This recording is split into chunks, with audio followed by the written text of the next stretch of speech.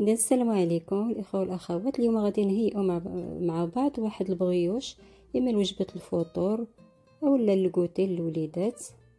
إذا مرحبا بكم معنا اليوم.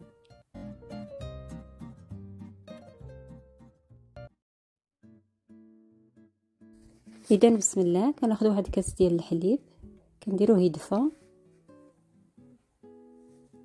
ملي يدفى كنخويه في الاناء اللي غنخلطو فيه.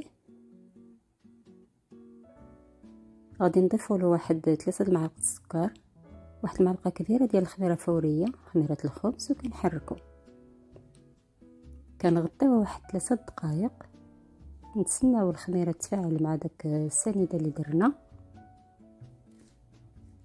ثم كنزيدو واحد حك ديال دانون او يعني ياغور طبيعي، وكنحركو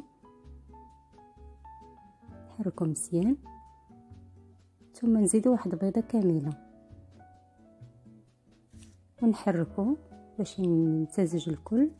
كنزيدو واحد 4 كاس ديال زيت المائده وكنحركو. ثم واحد قريصه الملحه،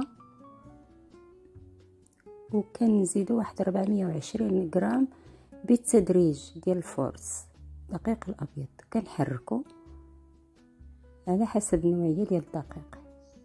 ثم كنزيدو واحد كيس ديال سكر فانيليا، وكنمزجو الكل جيدا باليد. ثم كنضيفو يعني عند الحاجه الدقيق. المهم انا هزت لي 420 غرام.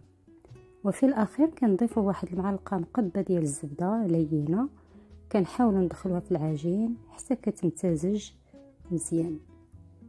ثم فوق طاوله العمل كنديروا شويه ديال الدقيق، وكنجمعوا شويه العجين، كتكون رخوه.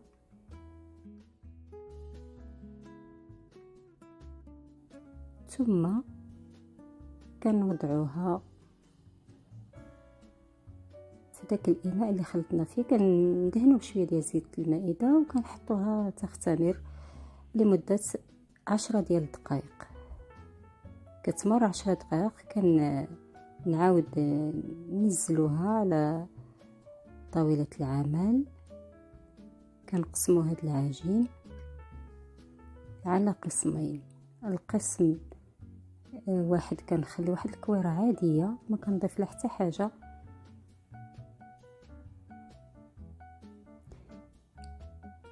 اذا كتلاحظوا معايا هنا واحد الكويره خليتها عاديه، ما ضفت لها حتى حاجه، كنرجعها تختمر. ثم الكويره الثانيه كنزيدها واحد المعالقه ديال الكاكاو المر، وماشي الاسود. اللي بغا دير الاسود ديرو، هذا فيه المذاق. داكشي علاش درت انا هاد نوعيه الكاكاو. كنحاول ندخل هاد الكاكاو في هاد الكويره هادي، كنمزج مزيان باش نحصلوا على عجينه يعني متمزجه وما فيهاش يعني عجينه بيضاء. حتى هي كنردوها حتى هي تختمر لواحد 10 ديال الدقائق اخرى. كتمر 10 ديال الدقائق، كننزلوا هذوك الكويرات وحده بوحده على سطح العمل، وكنحاولوا نبسطوها بالمدلك. الكويره البيضاء اللي ما فيها حتى شي اضافه، اذا راه كتكون لينه وكطلع في اليد ما كاينش مشكل. اذا كنطلقوها بالمدلك، وكذلك الكره اللي ضفنا لها معلقه ديال الكاكاو نفس الشيء على سطح العمل. كنكونوا غبرنا بشويه ديال الدقيق، وكنحاولوا حتى هي كنبسطوها بنفس العمليه بحال اللي درنا الكويره الاولى.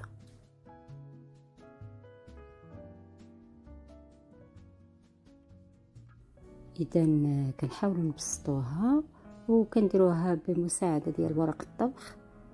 كنحطوا كل عجينه في ورق الطبخ. كنوضعوا الاولى البيضاء، وكنوضعوا عليها بالمساعده ديال ورق الطبخ الورقه ديال العجين اللي فيه الكاكاو من فوقها. نحاولوا نسرحوا الكل، وكنضيفوا في 3 معالق ديال اللوز اللي حمرناه في الفرن وهرمشناه، وكنزيدوا عليه واحد ملعقه كبيره ديال العسل.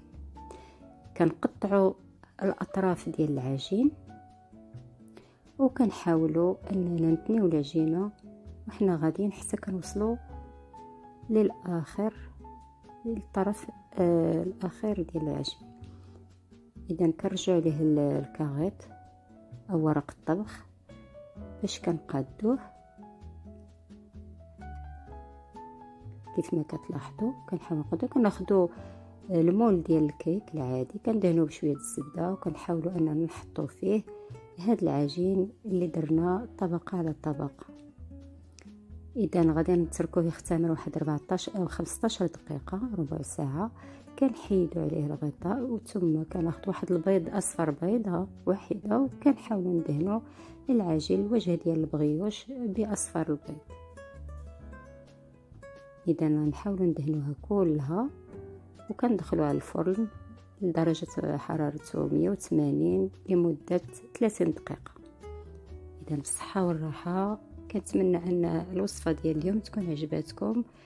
تفضلوا اشتركوا في القناه ووضعوا اللايك، مشكورين لتدعيم القناه ولتحفيزنا باش نزيدوا ان شاء الله المزيد من الوصفات.